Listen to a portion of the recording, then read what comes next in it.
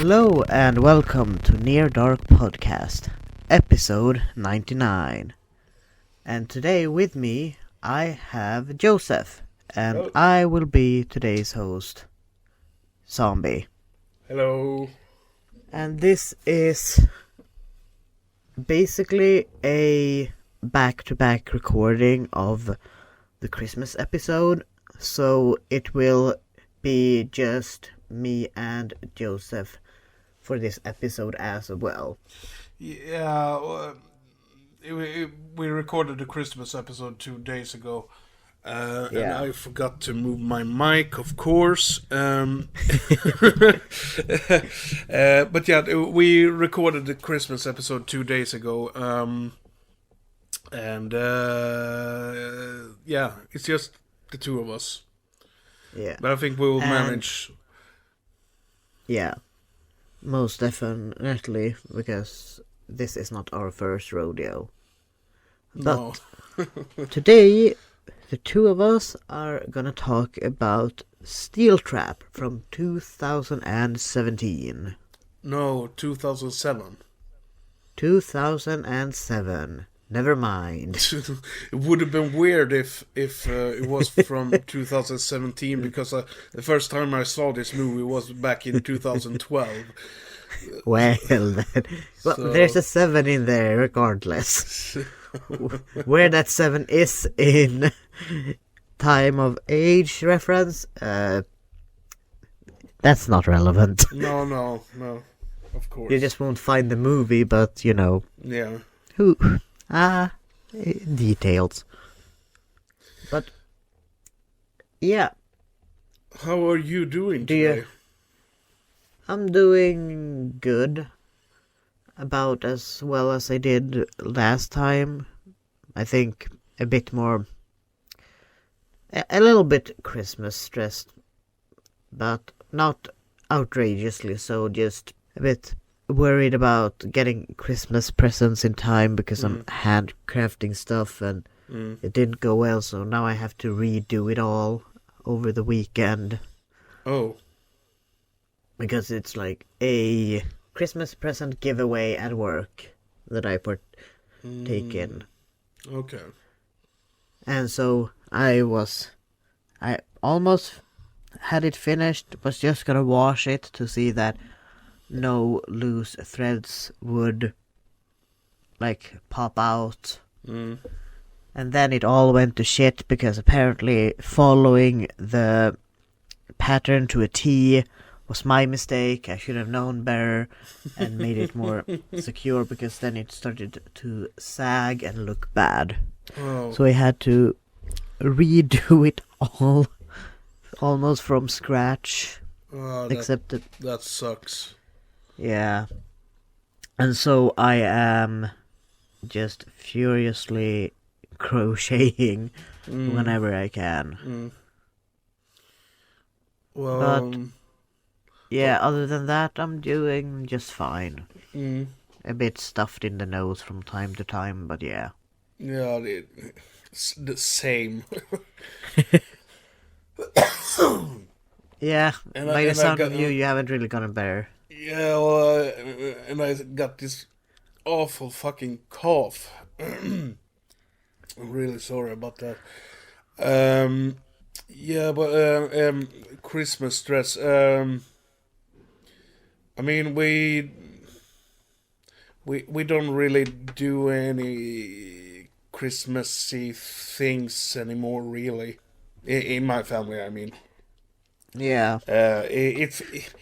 It feels a bit like we're just exchanging money, like Mom said. So we're just gonna eat some food and watch a movie or two.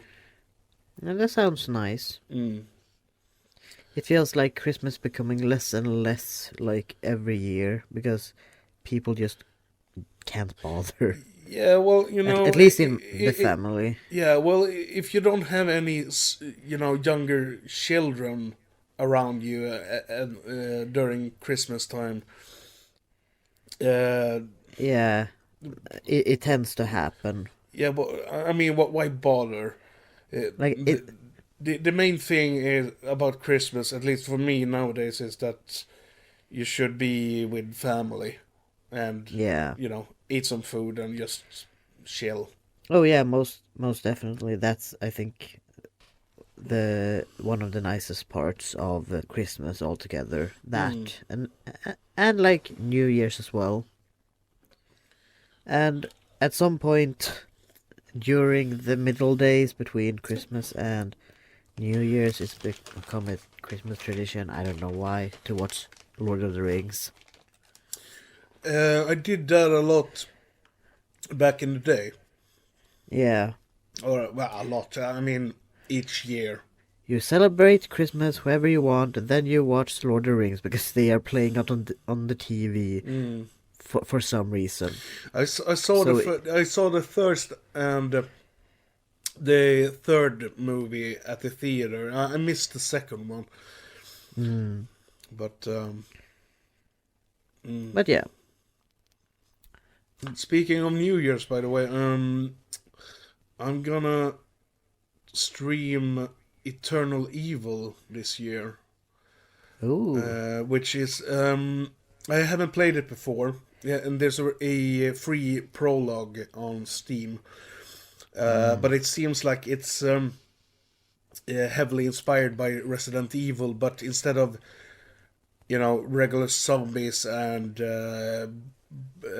BOWs, Yeah. which is bioorganic weapons, aka monsters. Yep. The enemies in Eternal Evil are ghouls, like vampire-esque things. It seems from what I've seen, the screenshots from the game. So Yeah. I'm gonna stream the prologue, and hopefully I will start the full game as well. So if anyone wanna come watch, it's on twitch.tv/Mr. Cracky. Yeah. That sounds nice. Well, hope you have a good streaming in that case. But yeah, should we move on? As we have mentioned earlier, this is just a few days from when we recorded the Christmas episode. So, on my part, other than this movie, I have not seen anything else, movie wise, book wise, or anything of the like. Yeah, Do you? yeah, I thought you would say that. I I was supposed to rewatch Willy's Wonderland because I've been listening to the main theme for the last couple of days. Wow. But yeah, I was really tired last night, so I didn't rewatch it. But I think I'm gonna rewatch it over Christmas and New Year's, I guess. And for those who wonder, we are recording this way ahead of time, so that's why we talk about it Yeah. like it's in the A- future. As even if we don't really have a lot of like Christmas traditions, we will be spending it with our families, so we cannot record Yeah, on exactly. those days. But If speaking of yeah, Willy's Wonderland, yeah. I did see a TikTok where someone had made a very, very impressive looking fur costume of Willy himself. Oh, And it looked like it was a cosplay costume. it was a fursuit, Okay. and it looked really well done, even in like his more not in his prime, but more as he was in the movie, and it looked really impressive. And yeah, it just felt very, very cool. If you got that link saved, please send it to me on Discord when you got time for it. Oh yeah, I will. I know that. Oh, I don't know, but I hopefully will be watching Last Night in Soho, I think, together with Mom on Christmas. As well as another movie, I can't remember which one it was. Well, I'm planning to do it at least. Yeah. So hopefully I got something to say on the last on Jesus Christ The next episode. On the next episode, yeah. Have you watched that movie before? No, it'll be a first time watch. Ooh, nice. So it looks interesting. But the only thing I've been watching since we last recorded, which was 2 days ago, like I said, is a couple of episodes of the IT Crowd. And it's not horror in the slightest. It's a British comedy series. It's about this IT support at a big company, and in the first episode there's a woman who's on a job interview, and she's bullshitting her way to get the head job, you know. As you do. The boss for the manager. Yeah, I kind of guess the boss position of the IT support of the company. Yeah. And well, it's. I mean, I've seen that series so many times that it's ridiculous. You said on the last episode that you like British humor, right? Yeah. You need to watch the IT Crowd. It's absolutely hilarious. Well then. And it is really funny, even if you're not, very much into computers and such. Yeah. But it's absolutely hilarious. So it is a recommendation. Oh, yes. The 2 thumbs up, 11 out of 10.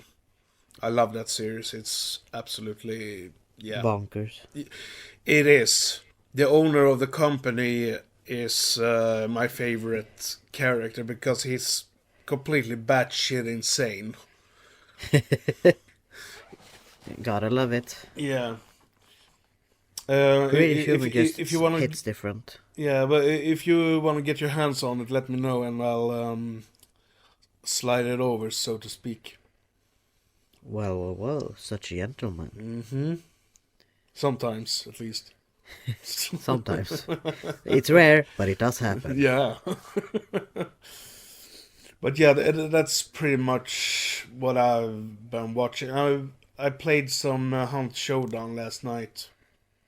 A couple of matches. For those who don't know, it's a PvP VE game set in the American Bayou in the later half of the 1800s. And you fight other players as well as AI, which is zombies and monsters. So it leans in the horror category, I kind of guess. In a way. But that's pretty much it, I think. Yeah, as expected, that it wasn't like the regular amount, considering the back-to-back recording. Yeah, exactly. Or back-to-back-ish. Well, it's more than we usually have when we do these episodes really close together. Yeah. But, yeah. Should we move on to the trailer then, perhaps? Or do you have anything else you want to reveal? I do not. So, I would say that is a perfect suggestion. Okay, here we go then.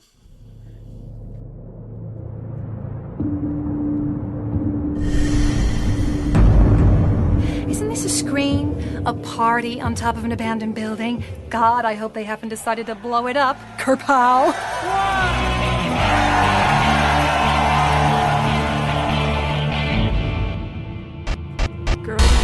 not to play, the smiley face will lead the way. Come join the real party downstairs, 27th floor.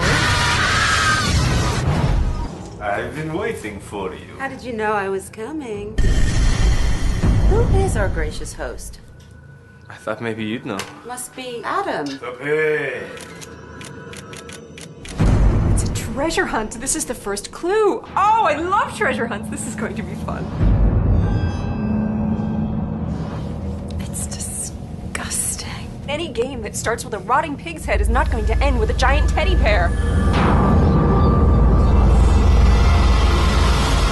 He's dead. Hold the door! Please!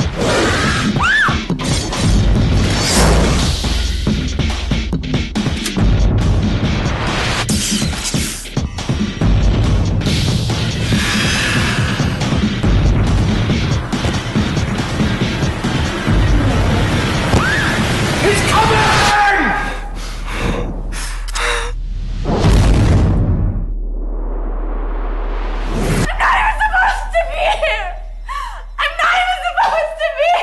It's New Year's Eve, and there's a party going on at the top level of an office building. 5 of the partygoers receive a mysterious message on their phones with an invitation to a VIP party on the 27th floor in the same building.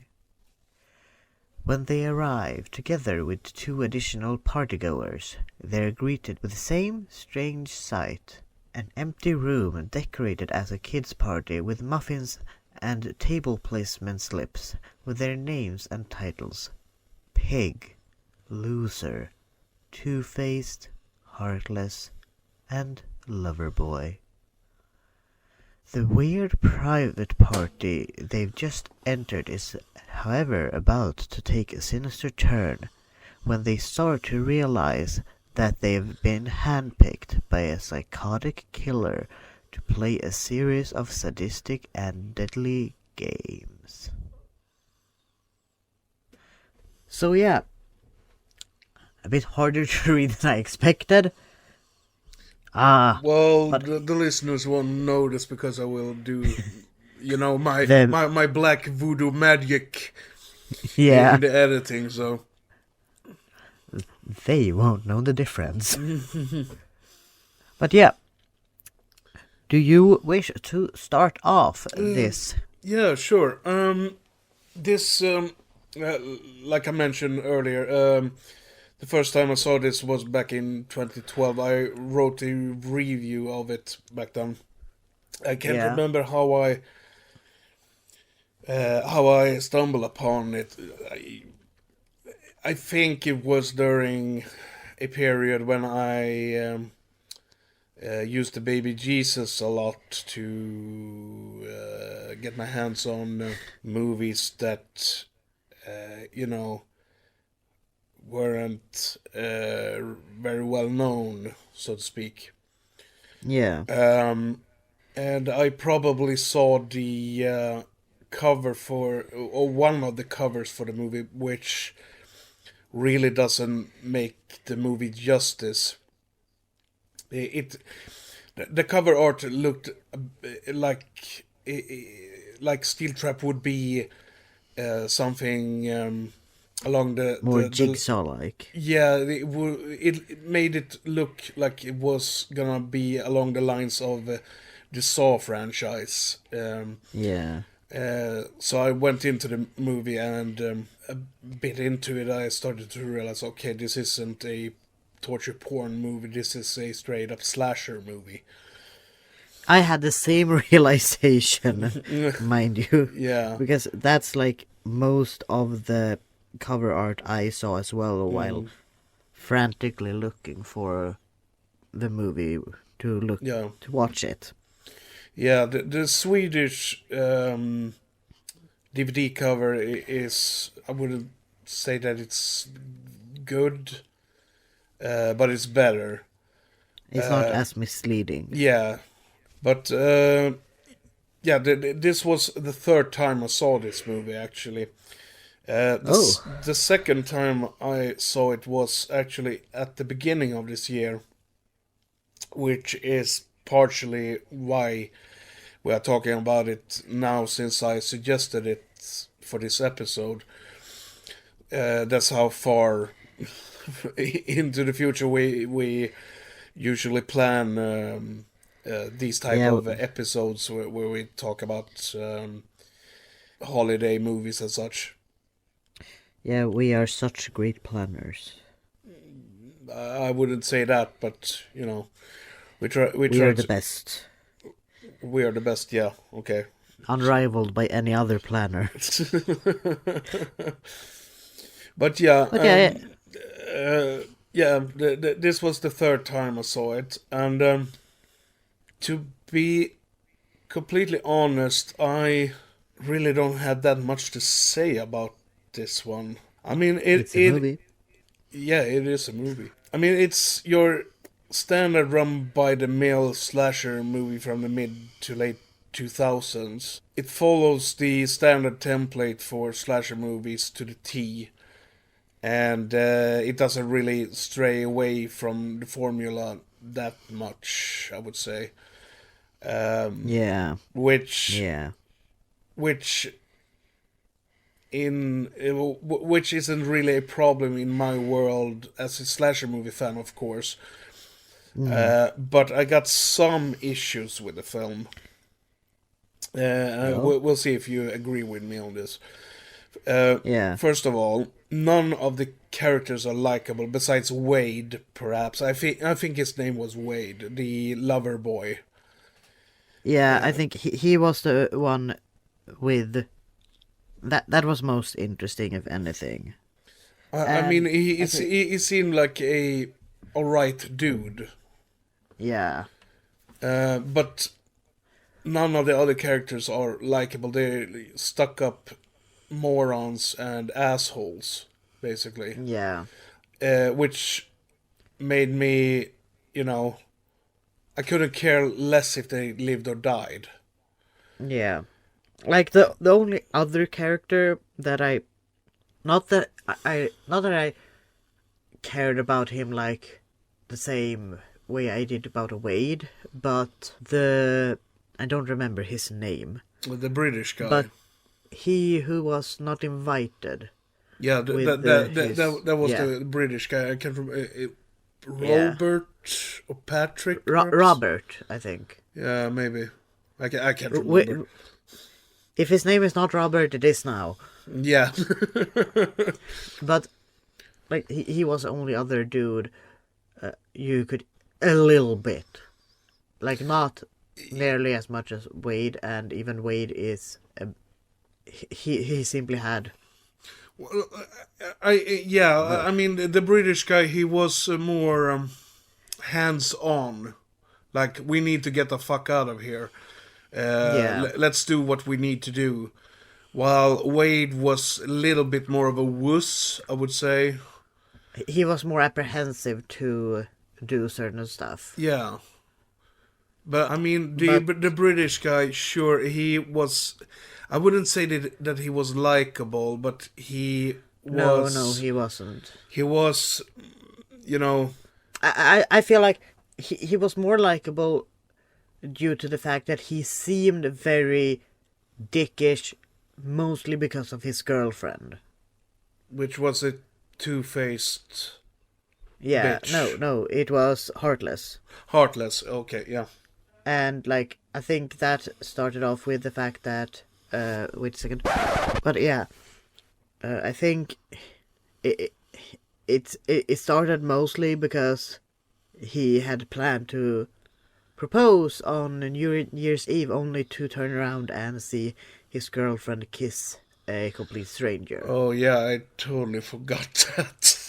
So I think mostly his dickish behavior towards his girlfriend is like, yeah, I would be pissed too if I planned to propose to someone only to see them kiss someone else. It did sound like he knew about her tendencies to do so, but it still looked throughout the movie, at least when the first kill, the first dead dude was around, he seemed very like hurt a bit when she interacted with him. He was Yeah. jealous. Yeah, he was jealous of him, and then also pissed at her to some degree, which is why he lashed out at times, Yeah. I think. But still, he was a bit of unnecessarily a dick to other people at times as Yeah. well. Which I don't really know why you would be in a situation. Sure, you're stressed and you want to take out that stress on something, but when has it ever helped to be a dick in a survival situation? Yeah, exactly.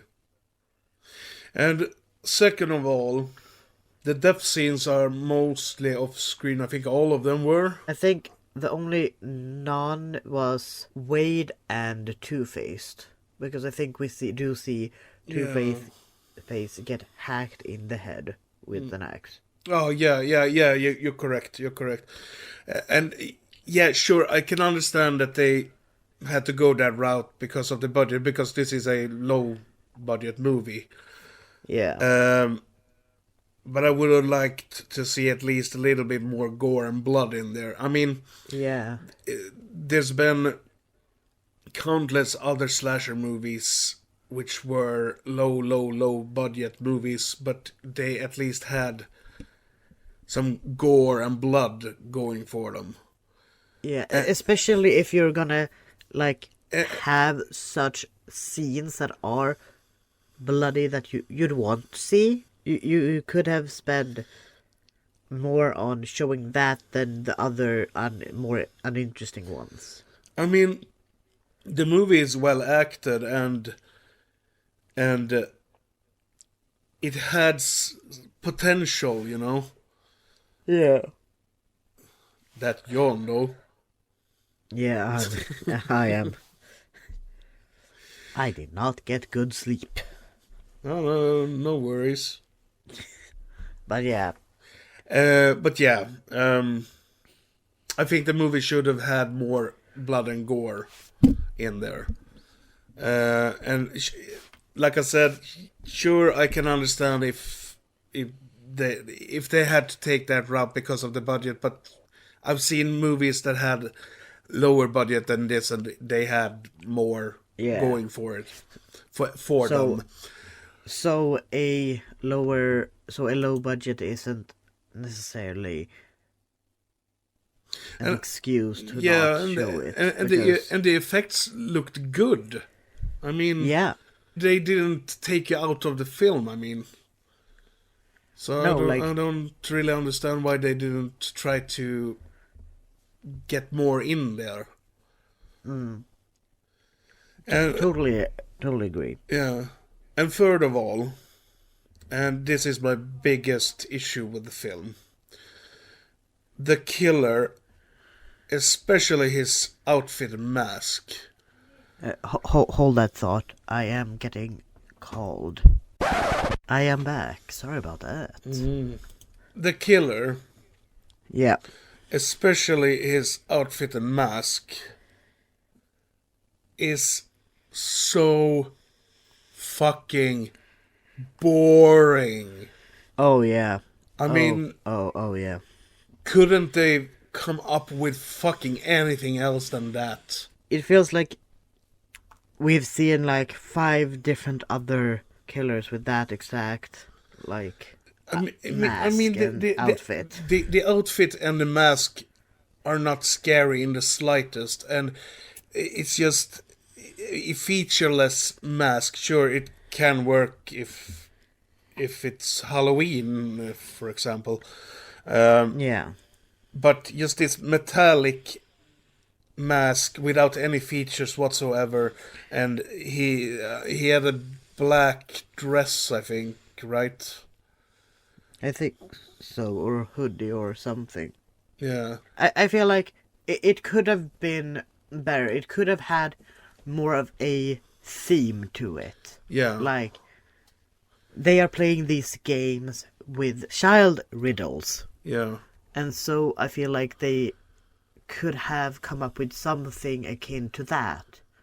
To make him like a villain from a fable or a child rhyme or something like that Yeah. to make it more interesting. They didn't have to like go all out with colors and everything, but they could have done something, such as give him like a wolf mask to make him the big bad wolf. Yeah. Or fucking anything else but what they did. Yeah. I mean, it's... To be honest, I just feel that his outfit and mask is really lazy. It doesn't feel like they it feels like an afterthought. Very unmotivated. Yeah. They didn't really think hard to make it. They just looked at any other masked killer and went, yep, that's us. Because the outfit of a killer can sometimes be the key point to make you stand out as a slasher movie if you're gonna do... If it's a whodunit. Similar. Yeah. Especially if it's a whodunit. Or in a slasher with things that we've seen over and over and over again. You could have done something to make you stand out. Yeah, like I said, the movie follows the standard template for slasher movies, Yeah. and it doesn't... And they work. Yeah, and it doesn't try to do anything else than just, follow the formula of the slasher movie.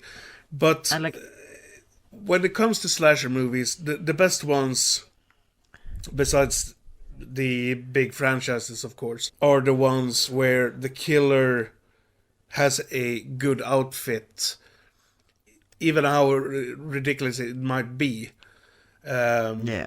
For example, in Urban Legend, the killer got a parka, I think it's called parka, jacket on in the middle of summer. It doesn't make Yeah. any fucking sense, but it makes the killer have a unique look, and it gives the movie an identity, so to speak. Oh yeah. And like, if you're not gonna have that, usually it's like creative kills that looks either visually interesting or are conceptually interesting. And I didn't That really draws you in. I didn't really feel this movie had that either. Besides, No. besides Two-Faced, was it? No, Heartless. Yeah. The British woman. Yeah. Her death scene was sorta unique, but the rest of them were, standard cookie cutter slasher movie stuff. Yeah. And as we mentioned countless times, it's not wrong to follow the standard slasher pinpoints and The formula. to follow the same formula as everyone else, because if it's a formula, it's proven to be working. But the thing is that if you're gonna follow a formula, that you at the very least do something to make yourself stand out. To give yourself something to like pick you out of the crowd. Kind of like with games that have the same formula. They either do a style choice, a gameplay-wise choice, or something to make themselves stand out from every other one in the formula. Yeah. And as you have mentioned, that a great way to do that is to make an interesting outfit for the villain. Yeah. Because that is the main guy you will be focusing on, especially if the characters are gonna be either bland or unlikable. Yeah. So that you don't focus on them as much as you do Yeah. with this masked murderer. Do you think this movie would have worked better as a torture porn movie? Like a Saw type of film would have worked better than how it does as a slasher movie. Maybe. Because they sort of goes that way in a way. In the beginning, yeah. Yeah, with the whole games thing. Yeah. But then it And just trails off into slasher movie territory instead. Yeah. It feels like they easily could have continued with it and have the first guy die in one of the early games to make them like, oh, fuck this hunt. Like, that game was fucking brutal compared to, like, the pig head. This actually killed a guy rather than them just finding him. To make them, oh no, we must escape. We can't escape. All we have is clues to, like, the next thing, and the game master in that case making it very clear that you're gonna play my game, and that is, or just give them like a sense of like the only way out is to play my game, kind of thing. Yeah, and they would. I mean, they didn't necessarily need to go in the route of Saw, where the people who are in the game can survive. The games are meant to kill them. In the end. And it could have just been a way to make them play it by giving them the idea that they could escape. Yeah. And maybe not make every death trap like insta kill or guaranteed kill to motivate them that, oh, we actually survived this thing that could potentially have killed us. We're gonna survive this. Yeah. Only to have a later one be a guaranteed one, but similar looking to maybe the earlier one, to give them the idea that, oh, we can survive this one too. Yeah. Because we survived the other one that was similar to this. Only for this one to be unsurvivable for at least one party. Yeah. And they could still have been themed based on all the names. Yeah. Like Pig, Two-Face, Heartless, Loverboy, and everything like that. Yeah. And it could have ended with her killing him in the end. A nice as he was spoiler the sole there. survivor. For those who haven't seen the movie got a twist ending. So go and watch the movie before you continue listening.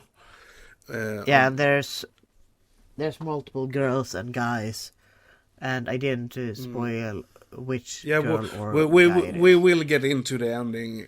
It's in a little bit, but yeah. We will spoil it, but not right this second. Yeah. I mean, it really sounds like I hate this movie, but I honestly don't. I just find it a bit lackluster. Like I said earlier, there were some potential in there. It's well acted, the effects look good, and the movie, like we said about 15 times already, the movie follows the standard template for a slasher movie, and it doesn't really stray away from the good old formula that much. And I'm fine with that, but somewhere along the way during the production they fumbled away the potential. It seems, at least. I don't know if the production was troubled or anything, but I mean, the movie could have been perhaps not a 10 out of 10 movie, but it could have been better. Yeah. But at the same time, it's overall an okay movie.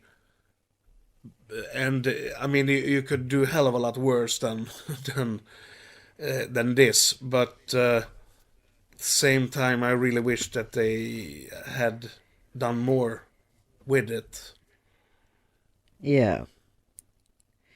I think pretty similar about the movie, that it's not bad. It just put forth ideas and a bit of expectations that would have worked really well for the movie if they chose to go down that track. And it just lacked a bit of an identity in a way, I would say. But overall, it's okay, simply put. Yeah. It has its good points, and it has its misses. Definitely. Okay. Oh, Jesus. Excuse me. There is one thing that I loved with the film, Oh?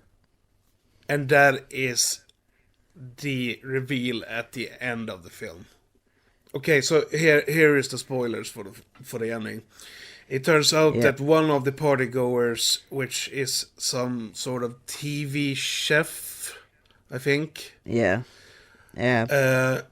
She was bullied and rejected by these partygoers. One way or another. Yeah, like 10 years before the movie takes place. And she was a bigger girl. I think she says she lost like 100 pounds or something. And she has set up all of this together with a pretty much fanatic fan of hers to take out revenge on these people. And to have someone to blame. Yeah, exactly. If things go wrong. Yeah. And the thing I loved with this ending is how fucking bonkers it is. And it's so typical slasher movie nonsense. But they also did pretty well in giving you hints that it was her, I think. Did you pick up on that? Yeah, like, when they were hunting for Two-Face, she was not with the group, and then we didn't see her enter the room when she was killed. She was just there when they found her dead. And so... Okay. Shut the fuck up. But yes, that is very cute. But shoo, away with you. Away with you, now. Oh, you're talking to your cat? I'm talking to my brother, actually. Oh. Who has a cat. Oh, okay. I was Depending. starting to figure. Shut the fuck up! What?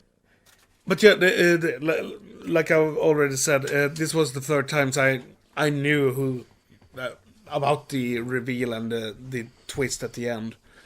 Yeah, and they also gave clues later on, like to just continue what I was saying, that she got out and then she was met with this killer and she was found, and then the other girl was murdered, and we didn't see where she had went up after being like found or something, or not necessarily found. It's just that the lights turned on and she very calmly, too calmly I would say, turned around to face the killer.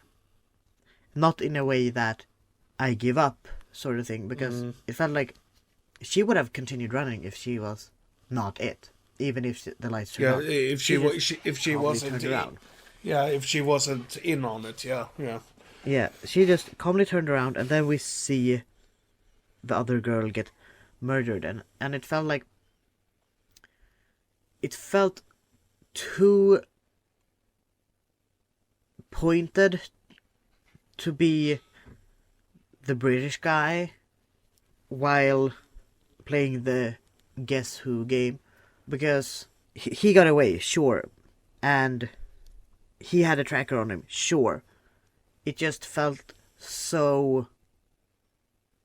It was too together. obvious that he would turn out to be involved in the whole thing. I just felt like if he was in on it, they must be the most stupid killers out there. And with how much planning went in on the whole thing, it just didn't seem likely that they would have messed up in such a way, and it felt very then deliberate Yeah. to not be him. And the fact that she woke up separated from the two of them Yeah. after being drugged and whatnot. So you're saying that you fingered the killer, then? I felt like I fingered the killer very essentially, mind you, when Two-Faced was murdered. Yeah. But it's, I mean, okay. So you... But it was very well done. Yeah, I might add. I mean, there are slasher movies out there with reveals that makes you drop your jaw onto the floor because how fucking ludicrous and bonkers they are. And Yeah. I feel like they really nailed the ending in this movie. Yeah, It's just a shame that the rest of the film is so bland. yeah, because they did well. Like, if you didn't pay attention to it, you could have easily missed those things that I just mentioned and still be surprised towards the ending. I can't just- I can't remember if I picked up on any of those things the first time. I did remember the ending, of course, when I rewatched it for the first time and then rewatched it for this episode. So I didn't really think about the small hints and everything. But yeah, you got a good eye. Thank you. I just like to observe certain things sometimes. Sometimes it's good, sometimes it's dog shit. It's everything in between. Well, I'm gonna pick some slasher movies later down the line, and we're gonna see if you can finger the killer. Oh yeah. But yeah, I don't have that much else to say about this, really. Yeah, It's it's very simple, simply put. It's well made, but yeah, it's a middle of the road type of slasher movie. It's nothing great, but it's not dog shit either. yeah, My rating will be a 6 out of 10. It would have been a 5 out of 10 if the ending was different. yeah, But just the ending in itself gets an additional point from me. yeah. I will give it a 5.5 because simply due to the twist ending as well, and how well the twist ending was, that it was planned throughout the movie, that it didn't just decide like at the ending point, like, oh, we don't have an ending, let's put a twist on it, or we wanted a twist, we don't know what the twist is, so we'll put this as a twist, as some movies do, which makes twists that doesn't make sense. But this was more planned, as mentioned throughout the movie, that they put in these hints and whatnot, that the twist ending was meant to be from the start. Yeah. And that is worthy enough to mention, because that is not something that every movie does. A lot of them do, but a lot of them don't. Yeah, the reveal at the end didn't feel like an afterthought like some of the other Yeah. stuff in the film. Yeah. And that is commendable. And it's very much a middle of the road kind of thing. Yeah. I mean, we covered a hell of a lot worse movies than this. Oh, so many much worse. Yeah. Okay, shall we roll into background then, perhaps? Let's. The movie was released on November 7th in 2007. It was shot in Cologne, North Rhine-Westphalia in Germany. This is a German production, by the way. I don't think I've mentioned that. You did not. No. Okay. But it was directed by what I assume, at least, is an Spanish director, Luis Camara, who also co-wrote the script together with Gabriel Galanter, which I also think is Spanish, perhaps, maybe, I don't know. I couldn't find any information about these two gentlemen, so... on the last episode I mentioned that Annabelle Wallis was in Silent Night, and that she had previously appeared in movies such as Annabelle from 2014, Annabelle Creation from 2017, as well as The Mummy from 2017, you know, the Tom Cruise action movie. And she also appeared in Malignant from last year. She played Melanie in this one. I think she was the woman who dies in the party crasher. Yeah, I think she died in the elevator, right? Yeah, she was strangled by the cords. Yeah. The filmmakers only had 12 hours each day to shoot the movie. The opening party scenes were shot over the course of 2 days. Moreover, said scenes were filmed in the daytime, although they take place at night. So I kind of guess they used some night filter or something on the camera. Yeah. The opening scenes at the New Year's Eve party were filmed in a cafeteria located in the basement of a high-rise building. It's supposed to be played out at the very top, and so they film it at the very bottom. Yeah, the irony. Yeah. The bulk of this movie was filmed on the 8th floor of a 32-story building. I feel lied to. A handful of scenes had to be rewritten throughout the shooting of the movie because of the low budget and tight schedule. So I kind of guess it was somewhat troubled, the production, I mean. Yeah, sounds like it. Yeah. A full-size dummy of Joanna Bobbin was made for the sequence in which her character Pamela gets spun around on a giant wheel. That was two-faced, right? Yeah. Yeah, okay. Gabrielle, and this is the last thing I got. Gabrielle Galanter, who co-wrote the script, also sings a song that's featured on the soundtrack of the film. Oh. And that's everything I got.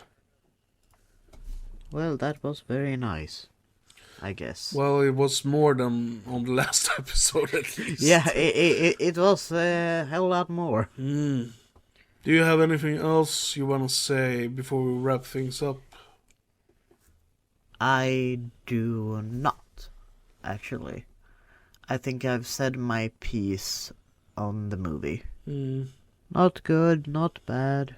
It was fine. Okay, so we are playing out with another Gabber track, actually. We played out with a Gabber track on the last episode, and we are playing out with another Gabber track Lovely. on this episode. I had picked out some sort of death metal song by a group called Steel Trap, but then I remembered that we could use a Gabber track which is more associated with Christmas and New Year, and it is Bus Fuss and a Wappy New Year. Yeah. Yeah. And, as you may have noticed, this is the 99th episode, which means the next episode will be our 100th one. The big 100. And since it's a really big milestone for the podcast, we are going to cover the movie from which we got the name of the podcast, which is Near Dark, from 1987, I believe. I totally forgot to check the year. We're finally gonna cover the movie that made this whole thing up. Yeah, and In a way. I'm thinking we should go into some background stuff about the podcast and how it started and everything on the next episode. Yeah, it will be more talk than just the movie. It will be about a little bit about the podcast itself and whatnot. Yeah. And we will probably drop some news because we are planning to do some changes to the podcast in the next year. Yeah. But we need to talk to the other guys on the crew before we drop any of that. So, but yeah, This has been an interesting year. yeah, cover a lot Both of good and bad. Yeah, I hope 2023 will be better. I mean, 2022 has been a pretty good year for the podcast. I mean, we've